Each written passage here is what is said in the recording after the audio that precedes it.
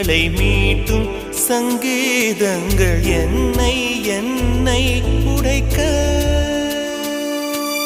கண்களை திறந்து கொண்டு நான் கனவுகள் காணுகிறேன்.